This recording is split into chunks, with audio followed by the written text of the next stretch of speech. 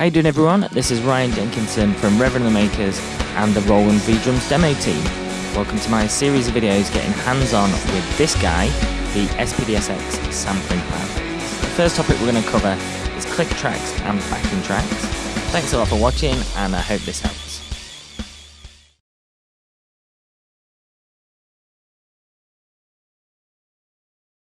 How you doing? Welcome back again. This is Ryan Jenkinson from Roland for part 4 of our tutorial video on click tracks and backing tracks for the SPD-SX. In part 1, 2 and 3 we've covered creating your click track and your backing track in your digital audio workstation and then exporting them using Wave Manager to import them onto the SPD-SX, and we've covered assigning them to foot switch 1, foot switch 2, and then playing around with the settings so that the trigger type is correct and that the pad link's set up so they'll play at the same time. So we're pretty much there. If we were to stamp on our foot switch now, both of them would play at the same time and everything would seem fine. But there's one last thing that we need to do, and that's routing. Now the third and final setting we're going to need to change is the routing for the click track and the backing track. We need to send the click track to our ears, and we need to send the backing track to front of house. So how do we do that? Well, we've just been in menu and kit settings. We were on the first tab, common, for the pad link, but the second tab, output, conveniently is where we're going to need to change a few things. So by scrolling all the way with the right arrow, we go past the pads, past the triggers, we get to the foot switch. Foot switch 1, you'll see by default it's set to master out. Now that's actually click track, so you definitely don't want that to master out.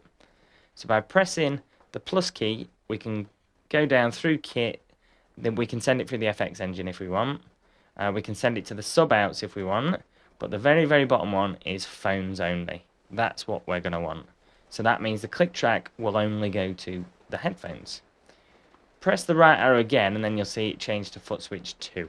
That's on master out. So even though this would have the desired effect of sending it to your front of house, it would be on the same channels as any onboard pad work that you're going to do, so hand claps, all that sort of stuff. So your front of house engineer can't distinguish between one or the other, so he has to turn the backing track up to turn your pads up, so that's not ideal.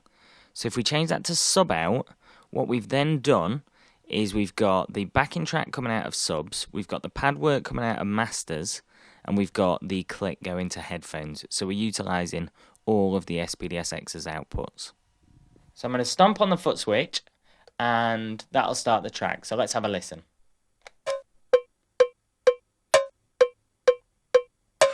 On a Monday spent craving for Friday's highs. All the people want is... Perfect. It works. Everything works it should do. What you were hearing then was the headphone out. I've routed that and recorded it so that you can tell what's going to be in your ears, or in my ears, when I'm doing a demo.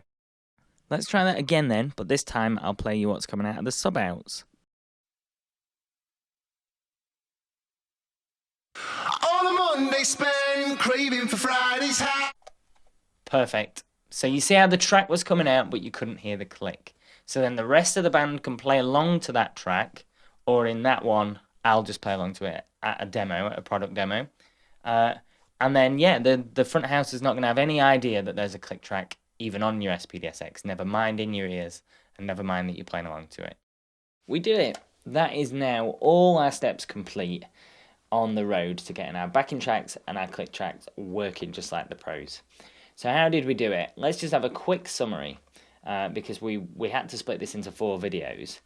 Let's go through what we did. In video 1, we created the click track and the backing track using Digital Audio Workstation. So that's like Sonar, Cakewalk, Ableton, Pro Tools, GarageBand, Logic, any of those. Create your backing track and create your click track, and then export them as 16-bit WAV files.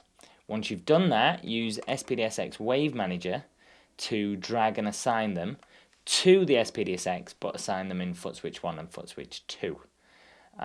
Once we've done that, we needed to change a few settings on the SPD-SX. We needed to change the trigger type.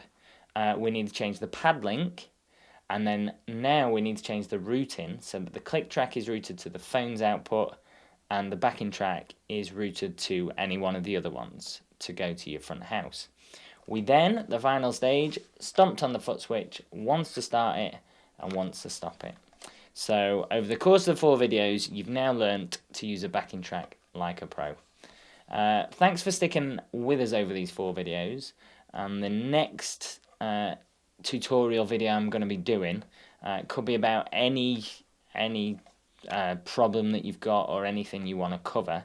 Get in touch with me on Twitter, that's Ryan Plays Drums, or Facebook, again, Ryan Plays Drums, and give me your ideas in what you want to know in the next video, and I'll make sure it's in your inbox soon.